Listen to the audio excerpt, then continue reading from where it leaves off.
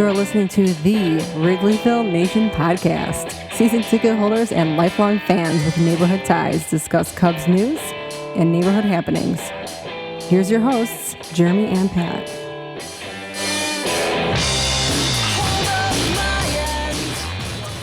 Hello and welcome to the Wrigleyville Nation podcast. This is episode 324 of the podcast. My name is Jeremy Deemer and I'll be your host.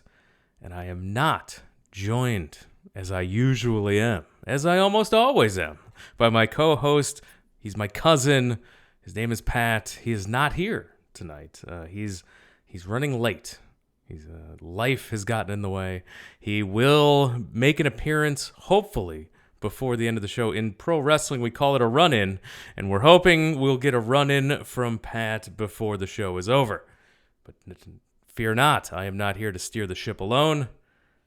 I've called a long-time, close, personal, dear friend of the podcast. You know him from his many appearances here, his baseball writings all over the place, his great work at CHGO, and you can usually find him behind a cloud of smoke on the YouTube and Instagram for CHGO as well.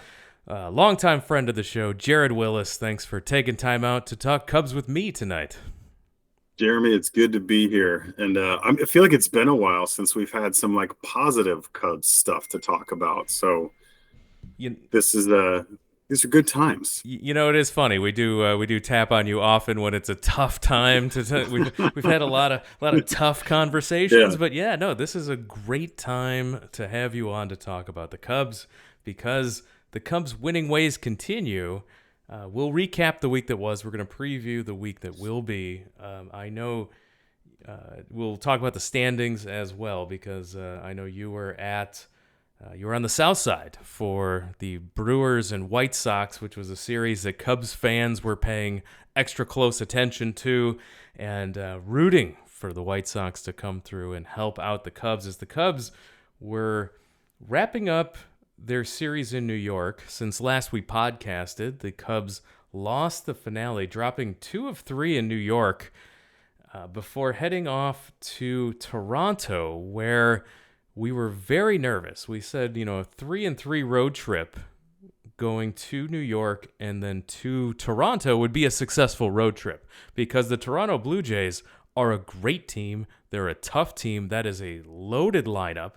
They were going against the Blue Jays. We were hoping for 1 in Toronto, and we got to see 2 victories for the Cubs, taking 2 out of 3 in Toronto. So we'll start there, Jared. Your thoughts on the series in Toronto and just the positivity all around coming out of that. Yeah, I mean, like you said, I think as a general rule, you go on a 6-game road trip and you sort of tell yourself, let them go get 3 wins out of these 6. And that's a pretty successful road trip. You feel good about that.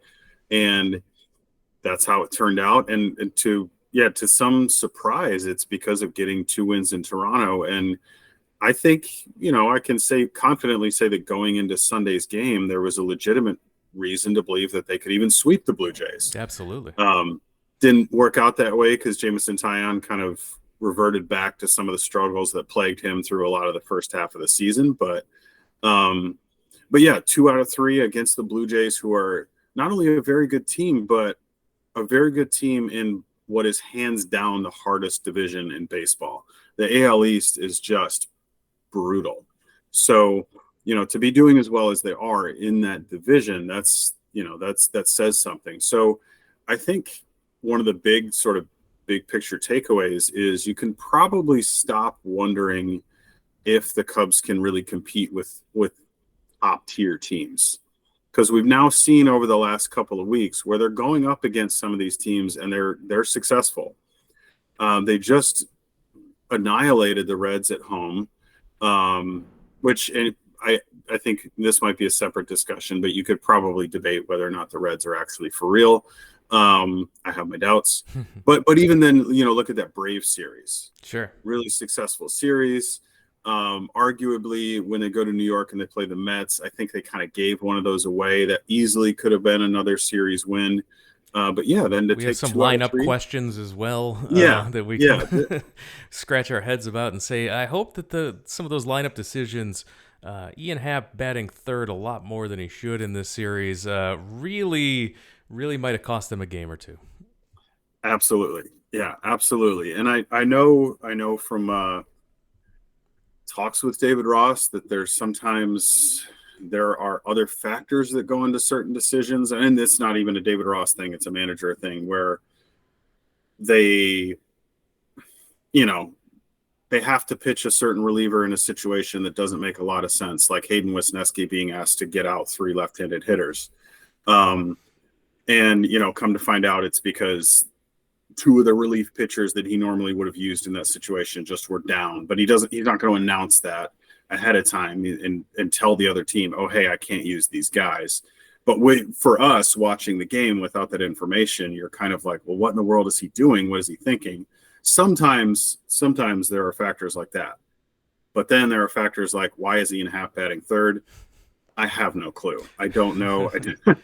I don't know what's going on there.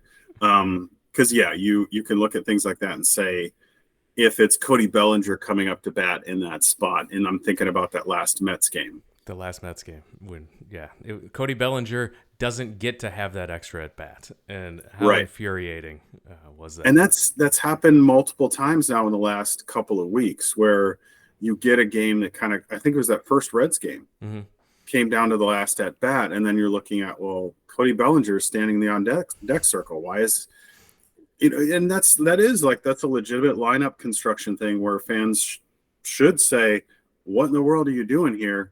This is not the ideal order. And it seems pretty simple the way that Cody Bellinger is hitting. And I know I'm getting a little off track here, but that should be your number 3 hitter. That to me is a no-brainer. I don't understand the thought process there. But yeah, to getting back to my original point, when you don't have things like that getting in your way, this team is playing well enough and talented enough to go up against the Atlanta Braves, the Toronto Blue Jays, and some of these other good teams and beat them, and in some cases beat them fairly easily. And we'll talk about how important it was for them to beat some of these teams as we look at the schedule ahead here for both Chicago and Milwaukee. We'll get there as well. But I want to stay in this Toronto series for a little bit longer because it was a ton of fun to watch them hanging with a team that's really good and taking 2 out of 3 and had a shot at potentially sweeping here. But guys like Assad stepping up in place of the injured Marcus Stroman. What a job this guy's done in his last 2 outings. Absolutely. I've never heard players in a locker room talk about one of their teammates the way that Cubs players talk about Assad. And I know some of the clips and quotes have gotten out there, like Mark Leiter Jr. Sang his praises the other day. Even before that, during the White Sox series, when they were at guaranteed rate, this is going back a little ways, Nico Horner, went on and on about Assad and how respected he is in that clubhouse and how much these guys love him and the work that he does. And then we saw Bellinger say some of the same kinds of things. Like the fact that these guys and not just pitchers, but some of the batters are just singing this guy's praises. And it's easy for us when we see the results and he goes out and he pitches like this. It's like, oh, hey, this is great. But clearly the way he carries himself in the clubhouse, the way he works, the way he does his job has, even as a young, not very experienced player, has earned the respect of some like big name guys. When you get Nico Horner talking the way he did about him, you get Cody Bellinger talking the way he did about him, that says something. That's a pretty big deal. So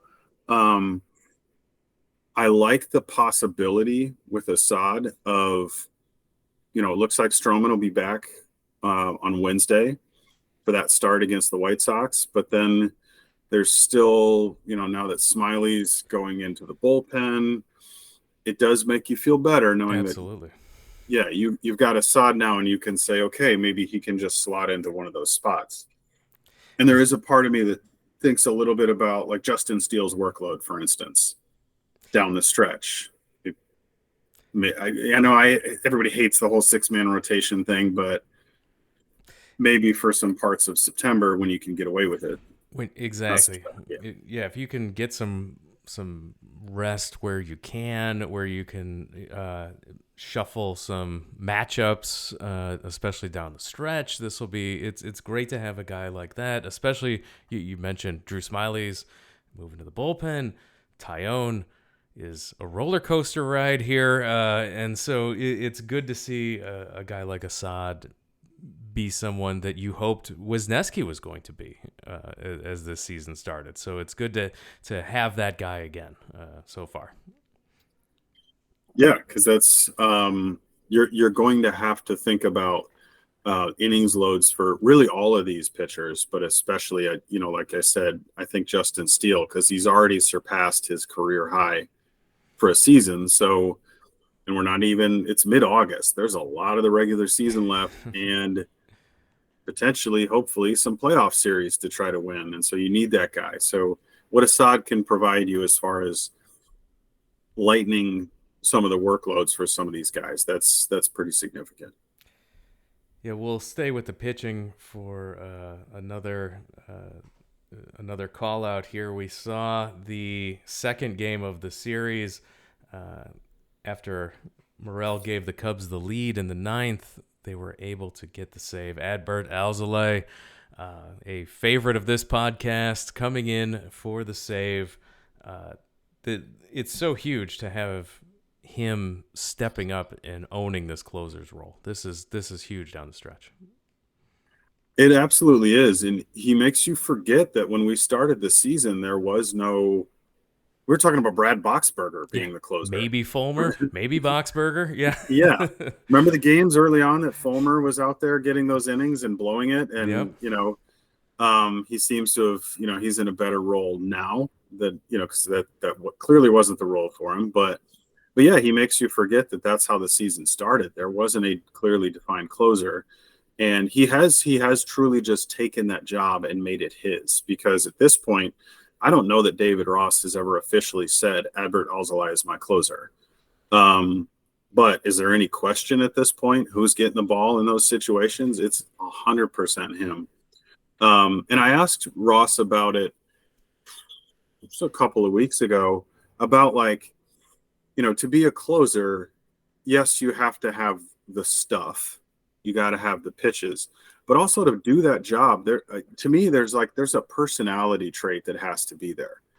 You got to have the right personality, otherwise it's just not going to work. Because to walk out on that mound in those situations, to have nearly every time you pitch, to have that much on the line, that takes a special kind of mentality. And so I asked him about it, and he said, he said it's almost like it's something that the guy's got in his gut, it's a mixture of, he said, caring and not caring.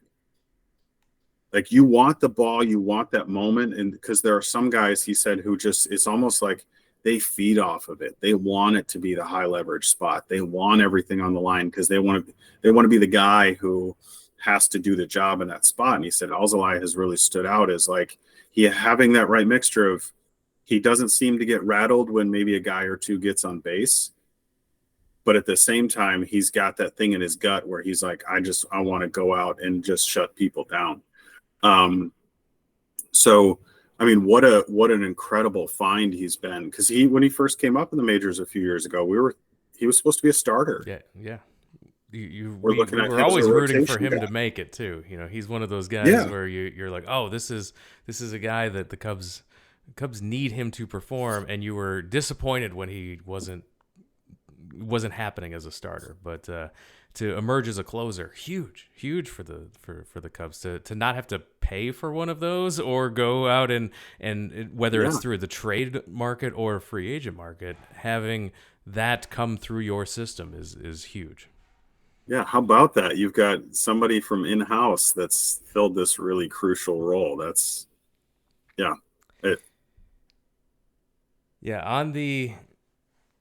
on the hitting side, another great series for Cody Bellinger. Continues his offensive renaissance. We've seen it now. I mean, since the Cubs really flipped the switch, he came back from injury. The Cubs have flipped the switch, and he has He's just been lights out. Dansby Swanson struggling coming into this series, but good to see him at least get a home run in Toronto. Hopefully he can get it right as well, because man, when you've got when you've got when you've got power in this lineup, it's something that was lacking for 3/4 of the season we saw up to this point. It was like, oh, if we didn't have a random Patrick Wisdom home run, as he's the team leader for so long, then you really couldn't.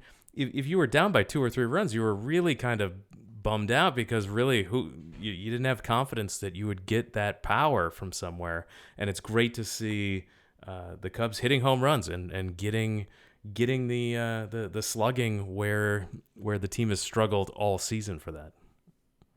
Yeah, because that's a part of, if you look at earlier in the season when they were doing so poorly, they were leading the league in leaving runners on base. They were really, and David Ross talked about this recently about they were good at getting guys on base, but then it was like they were just, something was missing where they couldn't drive them in. And so, yeah, not only leading the league and getting and stranding them on base, but they were one of the worst teams as far as leaving them in scoring position too, which, any Cubs fan doesn't need to be told how frustrating that is. But yeah, sometimes that comes down, it's a power thing.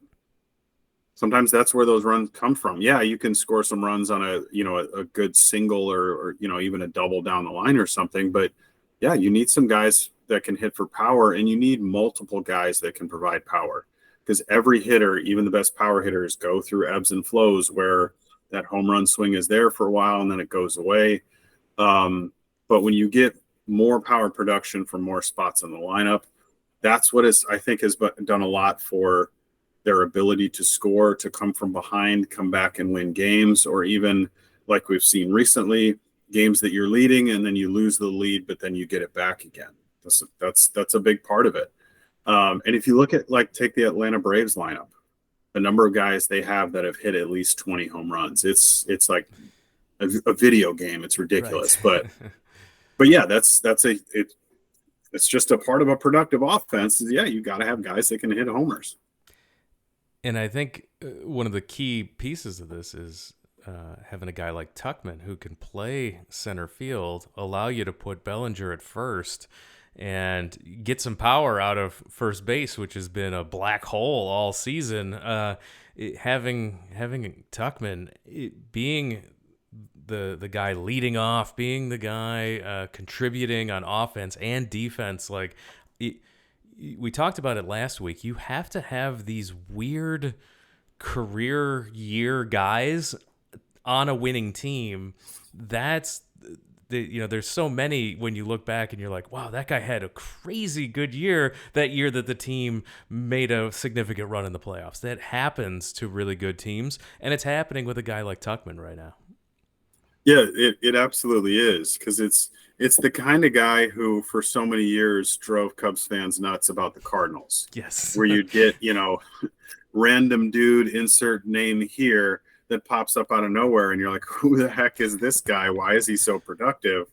Or even, I was just at Guaranteed Rate over the weekend covering some games, and we got to talking about the 2005 White Sox. And one of the things that Scott Merkin said, who's covered that team for decades now, is he's like, a big part of that 2005 season was you had a bunch of guys like that doing what you just described, having their weird career year.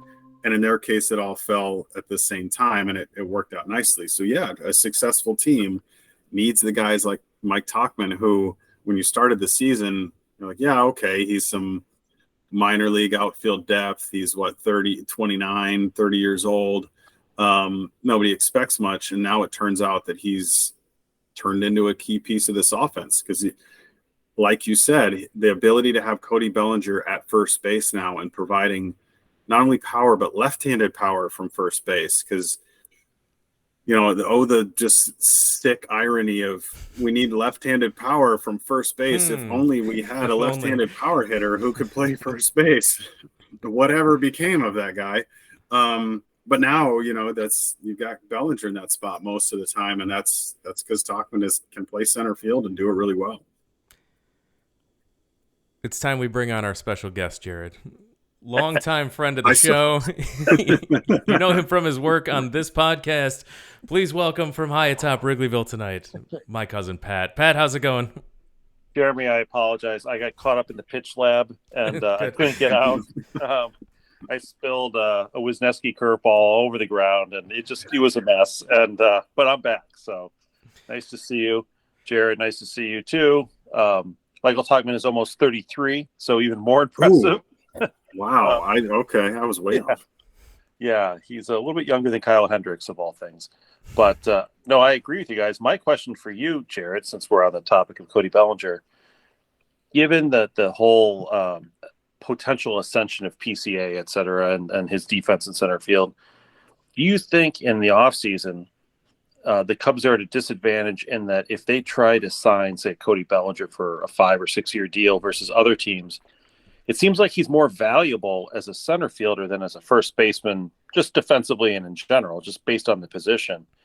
And if the Cubs don't expect him to play center, to me, it almost seems like he has to play like left or right, maybe right, in order to justify the money he's going to get rather than put him at first base. I don't know. It feels like it's almost diminishing his talent to put him at first. Not that he's not good at it, but just because it's a less difficult position to play. What do you think about that?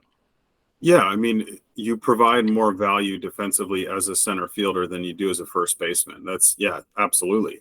So in an ideal world, Cody Bellinger is playing center field most of the time because that's where he's giving you the most value.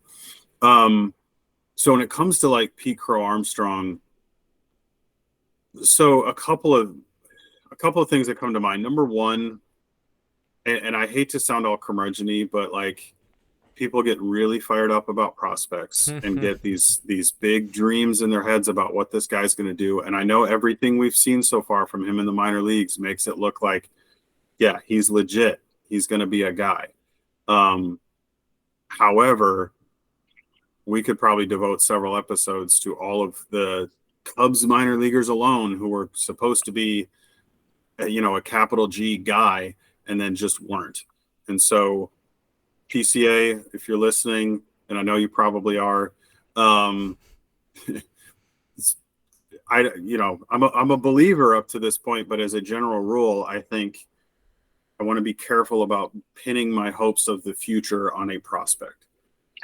Well, I think truer words are never spoken, given the sense that, or the fact that if you were to listen to this podcast or any other podcast a year and a half ago, PCA would have to be replacing Brendan Davis center field, sure, which clearly he is not. Yeah, and I'm a guy who had a Corey Patterson jersey once upon a time, so absolutely. I'm, trust me, well, this is no judgment on people. At least you don't have a Felix PA jersey. Ooh, yeah, or Juan Pierre or something like that. But right. Yeah, so I mean, there's that, but then I also think like let's not rule out the possibility that Pete Crow Armstrong could be flexible on defense. He may be able to, can we ask him to be flexible as far as which outfield position he plays? Because to be honest, I know there's a couple years still left on Seiya Suzuki's contract, but we've already seen now where he's been benched for a while so that Tauchman can play in his place so that Suzuki can get his bat going. So there's still some question marks there. We talked about Ian Happ, Pat, before he came on, but kind of the mind that Ian Happ might be in a spot where he needs a day off or two. So looking ahead in the future, I do wonder as well if Pete Crow Armstrong, when he comes up, can we explore options for his defensive flexibility and see, because he's clearly a very athletic guy. So you have a good starting point as far as that's concerned. And so that's maybe a possibility as well. Because again, all this comes back to the fact that if you have Cody Bellinger on your roster long-term, which you absolutely should, he's 28 years old, a former MVP, playing like an MVP this year, it would be insane not to try to, sign him again. But if he's on your roster long-term, center field is where he gives you the most value. Do you think that in terms of the Cubs' needs, you would rather not to go down, the free agency path already while we're in the heat of a pennant race. But do you think a Chapman makes more sense for the Cubs than a Bellinger based on the Cubs' other needs and their strengths in the system? Yeah, I think there's still, when you look at third base in the future, that's, do we really want Nick Madrigal there playing long term? Is that the long term solution? Apparently, it's Patrick Wisdom, or either one of those guys, or Patrick Wisdom with Nick Madrigal like riding on his shoulders or something. But no, yeah. So if I'm thinking long term, I've got to address the question of third base. That's because there's still potentially guys in the system who could fill in first base for you. I don't want to give up on Matt Mervis just yet. Yeah, he didn't look so great when he came up. He's hit really well in Iowa since getting sent back down. He's still a young guy. Anthony Rizzo, when he first got called up by the Padres, looked really rough. And then, we know how that went. But so I don't want to give up on him just yet. So yeah, if I'm picking, but you would give up on the Cubs home run leader in Patrick Wisdom.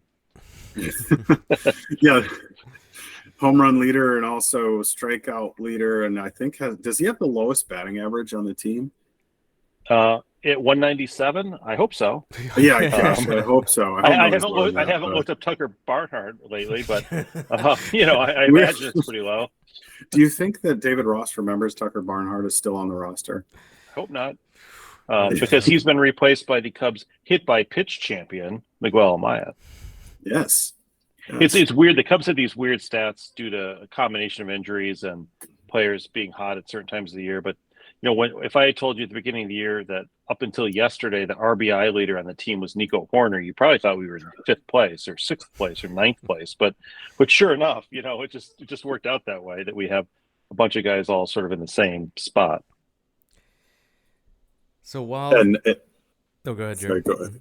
No, I was on that note. I think I don't know if it's still this is still the case, but if you look, like a week ago, I looked up the defensive runs saved leaders, and it was Swanson and Horner at the top, which everybody would predict. But then Nick Madrigal somehow was in 3rd in defensive runs saved for the team. So yeah, he's played half a year, right? To boot, on top of everything else.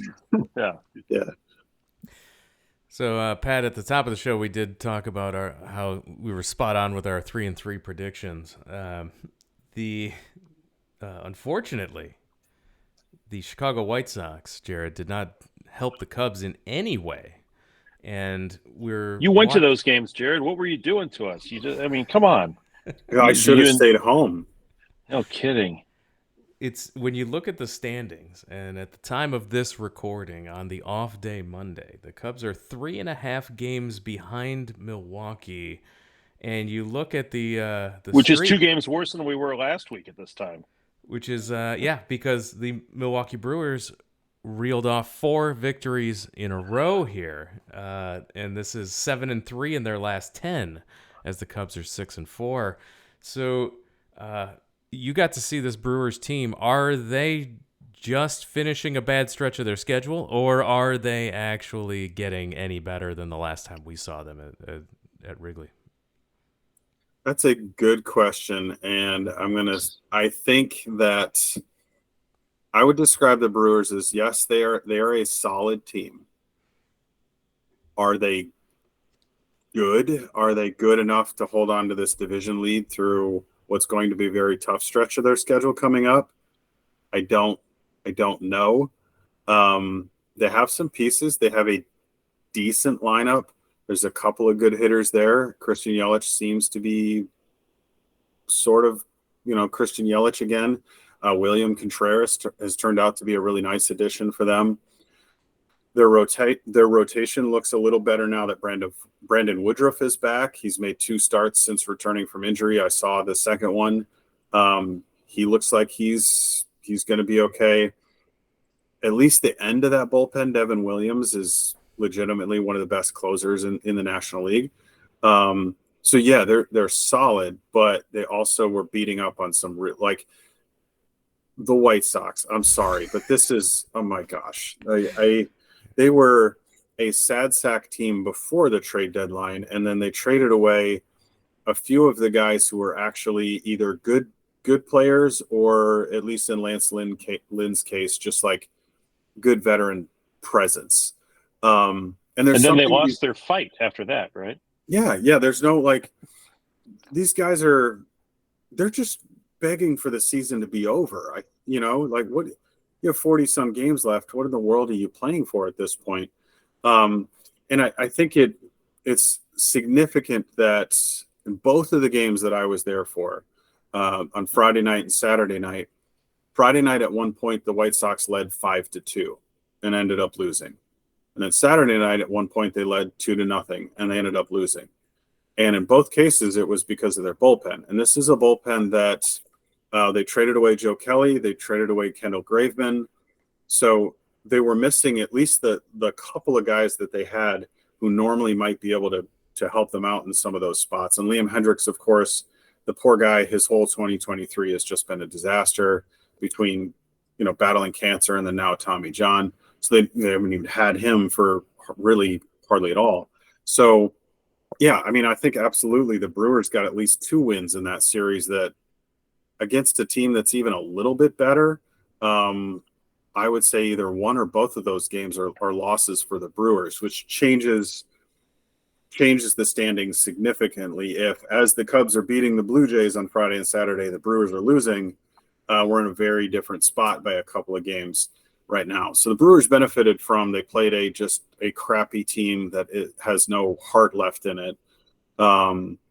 But their test is going to be, that upcoming schedule is tough. And that came up when I was there talking to Craig Counsell and some of those guys. They know this. They talked about, like, we've got a tough stretch coming up ahead. So that'll be the test. So by the time we get to the end of August, in a couple of weeks from now, when the Cubs and Brewers play each other, starting the 28th, it's going to be interesting what those NL Central standings look like. Sure. In the next 2 weeks, if the Brewers could play 500 baseball, or worse, ideally, but let's say 500 baseball, the Cubs very realistically will be tied with them or even ahead of them in the standings at that point. I mean, the Cubs have a weird week where they get 2 days off to rest, in addition to the fact that they get to play 2 games against the White Sox, right? A White Sox team that could win 90 games this year, but they would have to finish the season 43-0 in order to do it. And then they play the Royals, again, a team that could be a 500 team this year by season's end. If they go 43-0, then they would be 81-81. I mean, these are 2 of all of Major League Baseball. I think there are like 4 what I would call like ridiculous teams, right? The Rockies are a ridiculous team. The A's are beyond ridiculous, and the White Sox and the Royals are ridiculous. So being able to play 2 of those teams this week and still having 6 games left against the ridiculous Rockies, it's not a bad place to be, all things considered. Yeah, and I think back to a few years ago when it was like the shoe was on the other foot.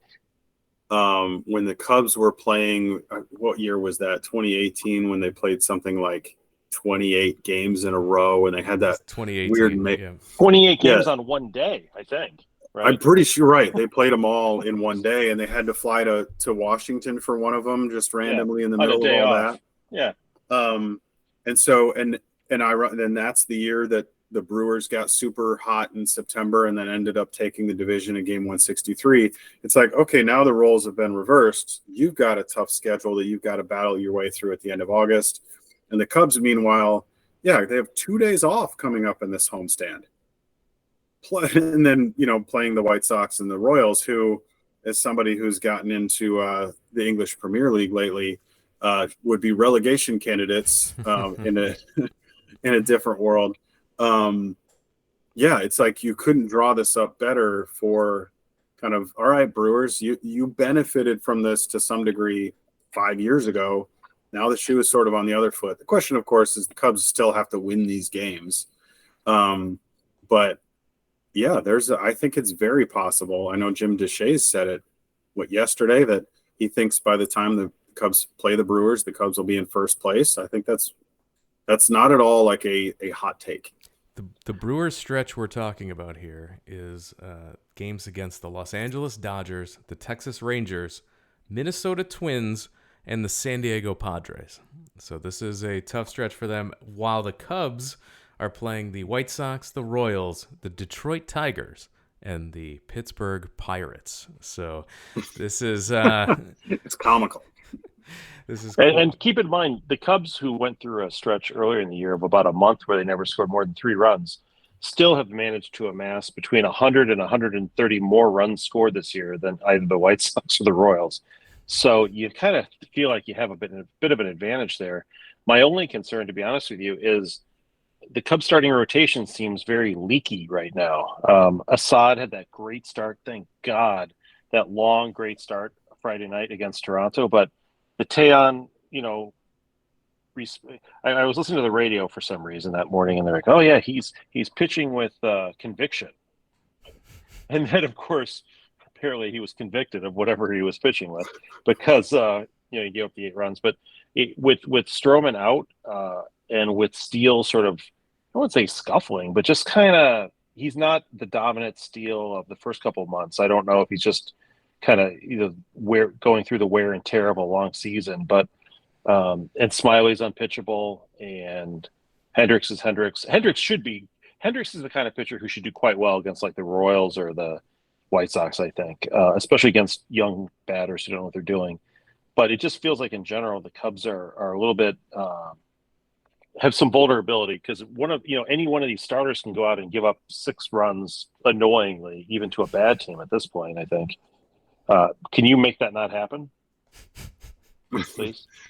I will do my best, but yeah, that's, if you're looking at an Achilles heel, that's definitely it, and that's where even the bad teams can beat you on the wrong day. Because if you don't have your starting pitching, it's really, really tough to win games, no matter how bad the team you're playing is. And yeah, there are some big question marks, because we talked about it earlier, but. Yeah, I wonder about Justin Steele and his workload and his ability to continue on through the rest of this, not only the rest of this season, but what is going to be a very important stretch. On that note, by the way, I think they're worried about it too, because it seems like they're not stretching him out. That's for sure. Like if he can only go 5 innings, that's also problematic at times, I think. And that turns into a bullpen problem, because then there's more innings that you're asking your bullpen to pick up, and potentially, high leverage spots earlier in games that they have to get outs that can be tougher to get. So you have that. You have, Tyon, he put together a nice stretch of starts, but I would really, I'm not ready to say, okay, now I can feel confident when Jameson Tyon takes them out. Marcus Stroman is supposed to be back on Wednesday, but he looked pretty rough for a while, and you hope that he was struggling because his hip didn't feel right. But until he actually goes out there and pitches, you don't actually know.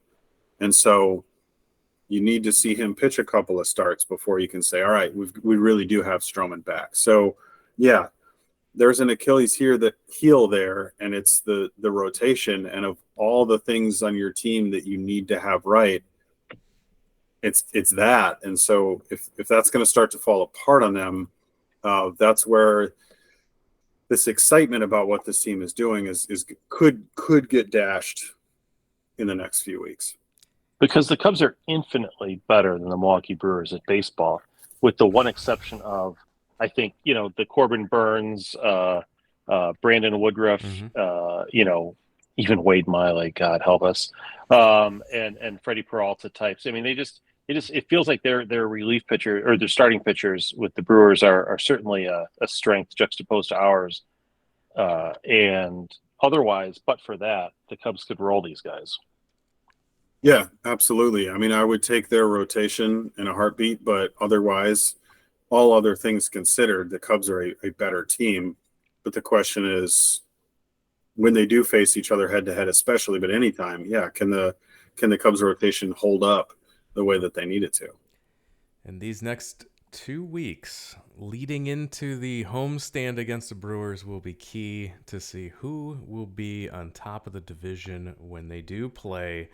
They will play at the end of August, and they will again play at the end of September. So there's 6 games left on the schedule against the Brewers, and going into September, there's some it's kind of a mixed bag of some teams. You've got the Colorados and the San Franciscos and the Pittsburghs, but you've also got Cincinnati, who can give you trouble, and the Diamondbacks, who are good. There's a lot of Diamondbacks games. There's 7 in September, so there's a lot. It's a mixed bag for September. So you don't have many shots left at Milwaukee, and so you definitely want to see the Cubs play these bad teams, rack up some wins, because man, did they leave a lot of those games on the table in May when we were looking at the series against Washington a few times, and we were like, oh, they dropped 2 out of 3 here, they dropped 3 out of 4 there,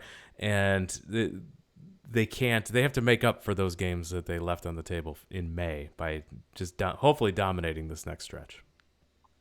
What happens to the Brewers if, the Cubs do finish the season? The last 3 games are supposed to be in Milwaukee, but if they lose their lease, what would happen then? Would those games be played at Wrigley South versus Wrigley North?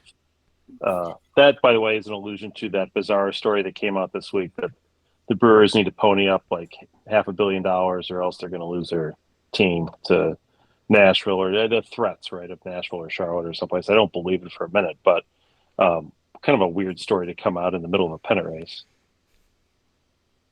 Yeah, I saw that, and it's very strange. But yeah, can you imagine the scenario where you guys lost your stadium, so we need to, even if it was just a neutral site, wherever that would be, we got to play this series in, pick a city, Detroit or something like that. I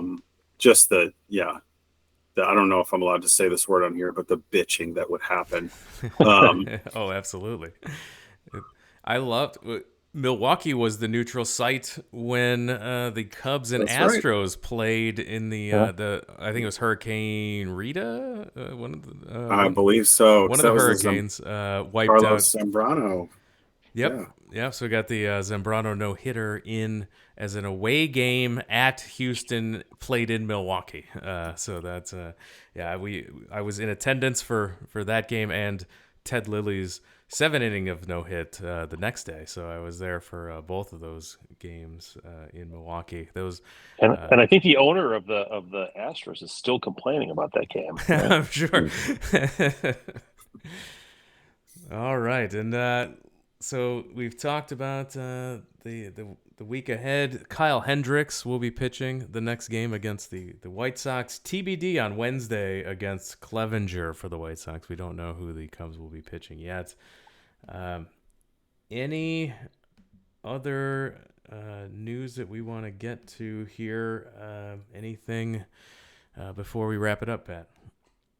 Well, just referring back to something Jared had talked about earlier when it comes to prospects, I would be remiss if I didn't say that Cubs scored 5 top 100 players in the pipeline. I guess I don't know which scouting service is considered best, but pipeline is probably considered a good one, right?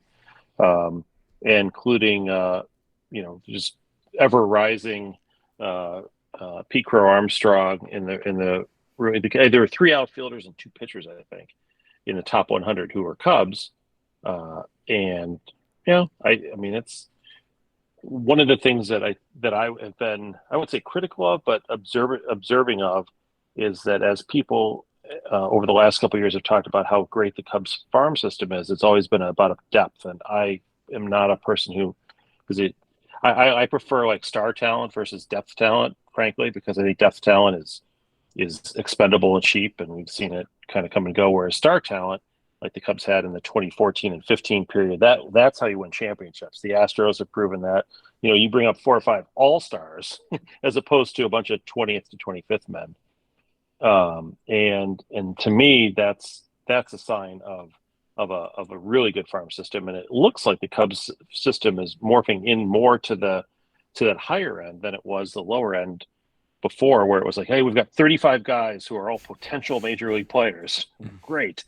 But now it seems like there are a little bit more separation, and the top 5 are all, much more likely to be like major league contributors and significant contributors. And I think that's the thing that I'm pleased about, and it would be great if Cade Horton or Ben Brown in particular could be at Wrigley Field next year, because the Cubs are going to need more pitching depth given their situation in general. So, I mean, again, to Jared's point, and I'm well in this camp. I'm in the I'll believe it when I see it kind of camp. You know, we've been Albert Elmore and Alcantara and all these other guys were also great prospects. But, you know, when you have a bunch of them, you don't expect them all to work out. But if, you know, one or two, if Kevin Alcantara and Pico Armstrong work out, but others don't, that's fine. Like you only need a handful of them. You get 4 or 5 guys who could really work out, and you're in good shape. So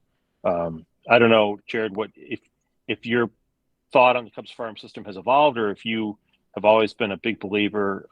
But it seems to me that at least so far, this season seems to be a turn for the positive for a couple of their high level people. Yeah, absolutely. Because it started to feel again, and I'm glad you mentioned it, but the way that we felt about the Cubs farm system around 2014, 2015, it's not exactly the same, because that was, I don't know that I've ever experienced a time like that, like those years, 2014, 2015, the number of guys that they had who not only were like top level prospects, but then came up and actually produced and were a big part. They're like top 5 prospects in all of baseball. They were like star prospects. Yeah, and to get them all in the same system and to have them all come up at around the same time and be productive for you, that might be once in a lifetime. But yeah, what they have now feels like you can take what they've done this year, which is it's the middle of August, and we are talking about this team in a division race.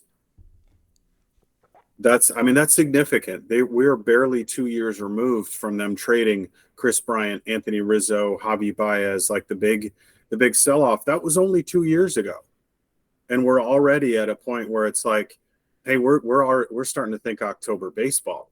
Even if it's a wild card spot, even if it doesn't work out and they just can't, pitching fails them or whatever it is, and they can't sustain it and they don't get a playoff spot.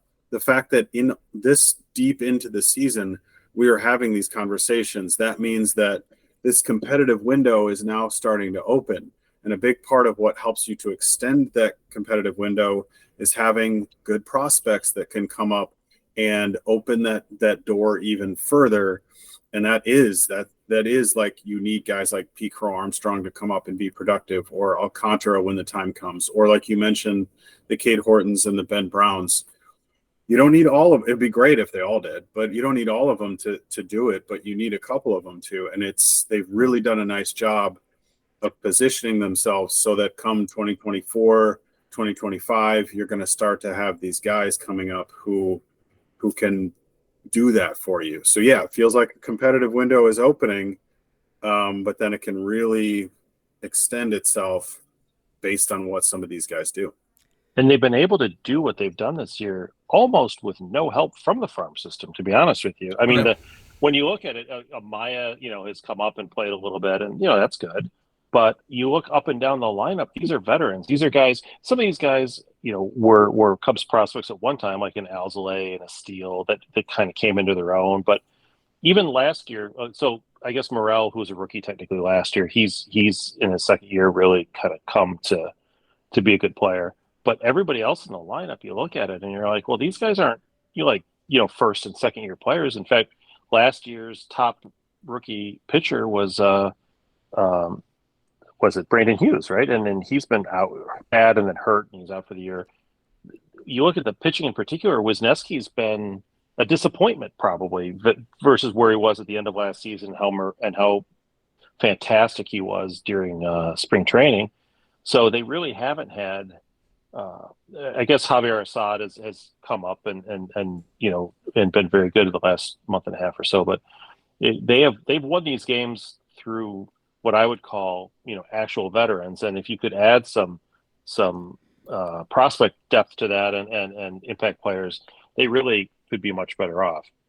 Yeah, excited to see who gets a shot in September and who can stick and who can actually contribute, because a lot of these Cubs top prospects, a lot of them are in A ball. Like 7 of the top 12 in the farm system are in A ball. They're still very far away at this point. So there's still a lot of there's a lot of potential folks in AAA you hope get a shot. You hope to see can even Matt Mervis come back up maybe in September and get a shot too. So looking to see who can contribute. There's Cubs prospects. When we look at those, I also hope that they can weaponize some of these prospects as well and take advantage of the trade market. We've seen that the Cubs are not willing to do the big free agent deal a lot of the time. Hopefully they can take advantage of having the depth of some good players and package those up now that prospects are becoming so valuable to have in potentially supplementing this team instead of through free agency with additional trades. Who do you think, Jared, might come up this year down the stretch, as Jeremy has alluded to, and give the Cubs a boost? Well, I mentioned him earlier. I think, Pat, it was before you came on, but I'm not out on Mervis yet. And so I think we could see him again in September. I mean, why not? Right. I mean, he's at an age where it's like, put up or shut up time, right? I mean, he's like 25 or whatever. So I think you kind of have to, because we talked about earlier, where if you can create a better situation where Cody Bellinger can play center field on a regular basis, part of that, like this year, could come from if Matt Mervis comes up and he can play first base regularly for you. So I'd like to see him come up in September and get another look. And there's, I think like Ben Brown comes to mind as far as we talked about some of the pitching questions, and I don't know if I would call him up and ask him to be in the rotation right out of the gate, but I would like to see what some of these AAA pitchers can come up and do and help them out on that front, and he's kind of the first guy that comes to mind. So back in the day when they had the big roster expansion in September, we might see a lot more, but now maybe it's those two. I know people are clamoring for Pete Crow Armstrong, and he's done great in AAA. I don't want to rush that. No reason this year. Yeah, and if they were still 8 games below 500 or 10 games below 500, sure, bring him up in September, let him see some major league pitching, and just let him learn from it. But in this scenario, don't rush it. Keep him in Iowa. And then next year we can talk about where he fits in. But I think Mervis, probably Ben Brown, those are the two guys that come to mind first for me. So conventional thinking would be, okay, bring those guys up in September, for the push at the end. What about the idea of bringing them up today? Because the Cubs are going to spend the next 2 weeks against AAA competition, and what better way to really acclimate them to the major leagues than by playing against their should-be peers? Right. They're like, wait, I know all these guys. Yeah, I'm better than them. Yeah. And in some cases, AAA competition might be being generous, but I mean, honestly, though, I think outside the box, Jared. What can I say? Honestly, I mean, you can't pick a softer stretch of games and you want to ease them in, then maybe now Stroman's timing is impeccable, right? He's like, yeah, I got that first Royals game. How about that? I can do that one, and I'll do that Tigers game, and give me a Pittsburgh game, and then And those are like his rehab starts, basically. Yeah, is what those right. And something to look forward to this weekend. It's the Air and Water Show in Chicago this weekend. So always a fun time if you're at the Royals games. The Friday practice, they always buzz over the ballpark, and during the Air and Water Show on the Saturday, usually it's a Saturday and Sunday. It's a fun time to go to a ball game and be able to catch some of the fun flyovers from the Air and Water Show. Pat, any final questions for Jared before we wrap it up this week? I guess I'll throw this one out, Jared, since we're talking about the playoffs and getting there and looking ahead. Do you view the Reds as a potential I mean, obviously they're competition, but when we look at the other teams in the division, do you see this as a Cubs Brewers matchup now moving forward, or do you think the Reds still have a realistic chance in terms of talent and play wise? I don't. I'm going to I'm going to be true to my word because I've said this to people privately before. And so I'll say it more publicly. The Reds are a third place team, and I think when the season comes to an end, they'll probably be closer to the Pirates than they are to whoever is in second place. I'm not a believer. I think they've benefited from, they've got some rookies that came up and provided boosts here and there that's helped them win, maybe more games than they probably should have. But I don't know. I'm just not, and maybe I'll eat these words. Maybe I'll be totally wrong. But I think this is a Cubs Brewers race because when I look at those three teams, and as far as like veteran presence and depth and just like strength across the roster, I like what I see in the Cubs and in Milwaukee a lot more than what I see in Cincinnati. Yeah, we might complain about our pitching, but good God. Oh, it's awful. Yeah. You just can't like out hit everybody. You can't outscore everybody all the time. And when some of their young players, like, we're all hyped up about Ellie De La Cruz when he first came up, but he's experiencing the reality of an extended stay in the major leagues where, hey, guess what? These major league pitchers can figure you out and you're not going to be so great anymore. And you've got to adjust back. And I'm not saying he won't, but for now, at least I'm not buying the Reds. Last question for me, Jared. You mentioned you're getting into the Premier League. Who is your team, and who are you rooting for now in the Premier League? So I had the horrible misfortune of just really becoming a Harry Kane fan. Sure. Okay. And so I liked the guy who's, he's fun to watch. And so then as a result, I started watching a lot of Tottenham matches. I've become a Tottenham fan. I have a good friend who's been a Tottenham fan for years. And so I get attached to that team and to Harry Kane, which of course anybody who follows European soccer knows Harry Kane's now playing in Germany and Tottenham finished in like 8th last year. So but maybe this season it's a new start. That's the way they got a new manager. Kane is off to Bayern. So, maybe it's a fresh start for them. So yeah, I'm a Tottenham Hotspur fan. I've been to the Tottenham Stadium because I went to the Bears-Raiders game in London back in 2019. So I've seen that stadium. It's tremendous. Definitely recommend it if you get out there. I'm an Aston Villa supporter myself. Yeah. So okay. And I, of course, am AFC Richmond till I die. That's right. I used to live in Chelsea in London.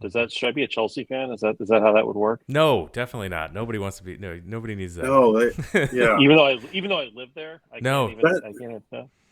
Okay. I don't know. Maybe not even then. No, not even that. No. There's no reason. There's plenty of room on the. I won't follow soccer until this dispute is settled. How about that? That's fair. We'll keep you up to date on how Villa and Tottenham are doing. So, Thank all right. And with that, we're going to wrap it up. We're going to call it a podcast. Jared, please remind all of our listeners where they can find your work on the internet. Yeah, most of the time I'm on CHGO. That's all chgo.com. On the website with some of my written work, but also on YouTube, just search CHGO Sports. You can find some of the stuff that I've done there, including for me, most of the time I show up on the Cubs and White Sox stuff every once in a while, but I do YouTube shorts where I smoke a cigar and talk briefly about something that's going on in the baseball world. So keep an eye out for those. I've got a note for you, Jared, because I'm a fan of the straight smoke on CHGO's thing. What I'd like is for you to tell me the cigar that you're having before you get into your talk about baseball. I'd like to note what the cigar, or at the end, cap it off with it. I'd like to know what is the cigar. What is being smoked? Yes. Okay. All right. I would like you to light up a cigar after each of the Cubs' 5 wins this week. I don't need an excuse, but yeah, I'll take anyone I can to smoke more cigars. So consider it done. Good call, Pat. I totally had I knew you were going to. I totally forgot about the predictions for the week because this is a 5. We'll do the 5-game homestand here. So 2 against the White Sox, 3 against Kansas City. We've got to lock in our predictions. Jared, I'll let you go first. How do the Cubs do this week? I think they'll go 4-1. I'll say the White Sox managed to grab one of those 2 games just because of the goofy crosstown silliness, whatever. They'll manage to sneak one of those. Maybe it's the game tomorrow night. They get to Kyle Hendricks or something like that. But the Royals, if not for the Oakland A's, we would be talking a lot more about how bad the Royals are. So I think they can sweep that series fairly easily. Their pitching might be a question mark as you get into that series. We'll see what happens, but I'll go 4-1. Pat, what do you got? Just because it's baseball, I too will go 4-1. It's hard, and given some of the Cubs' pitching starting rotation woes, I could see them coughing up a game here or there.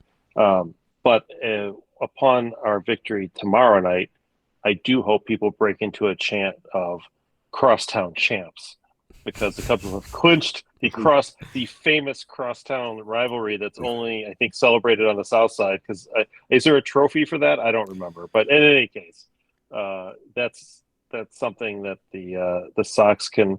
I don't know if it's split. If we lose both games, I don't know what happens. I don't care what happens, but it would just be funny to say it just to annoy people who do care. It's unanimous. I had 4-1 as well. I do think they'll take both of the White Sox games, but I think they will drop one of the Kansas City games because of pitching. So that's a 4-1 unanimous week across the board. You can stay. I'll be in attendance for at least one of those Kansas City games, and you can follow us on social media. We'll be posting from the game. So it's at Wrigleyville Nat for both Instagram, Threads, X, Twitter, everywhere you could find us. That's at Wrigleyville Nat, Facebook.com/Wrigleyville Nation as well.